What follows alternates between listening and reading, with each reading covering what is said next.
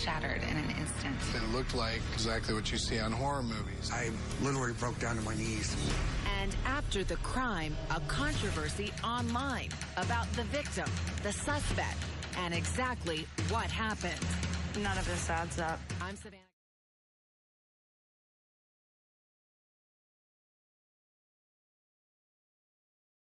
The story of Hannah Anderson has taken another turn tonight. A report that a member of her own family has turned on the young kidnapped victim. Her great aunt is quoted as being disturbed by Hannah showing no grief in the wake of the murder of her mother and brother.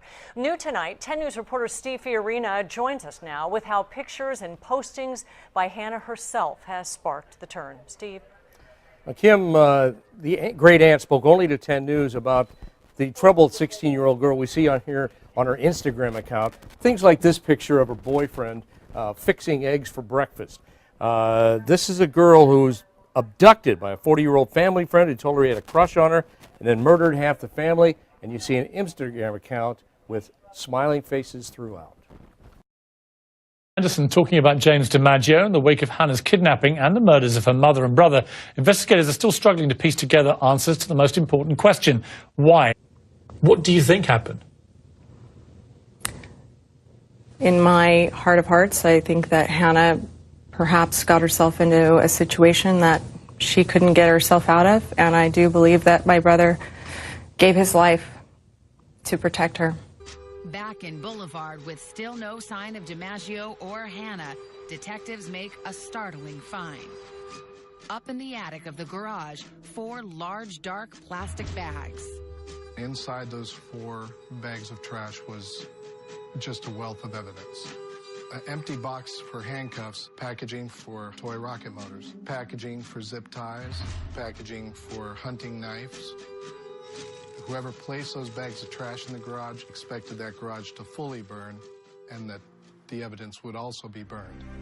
And one more thing, photographs of Hannah, a stack of 8x10 glossy photos pulled from her Facebook page. I'm concerned as to why James DiMaggio would have full 8x10 printed out photographs of Hannah Anderson. They were inappropriate for a typical middle-aged man. I just step back and go, we have a big problem. What Hannah doesn't know is that DiMaggio has a troubling history that only a few are aware of. Jim came from a very traumatic background. There was severe physical abuse by the father. He would take them to crack houses and ignore them while he used drugs. And not just that. In a strange parallel, when Jim DiMaggio's father was 35, he became fixated on a 16-year-old girl and broke into her bedroom with a gun. He ultimately committed suicide.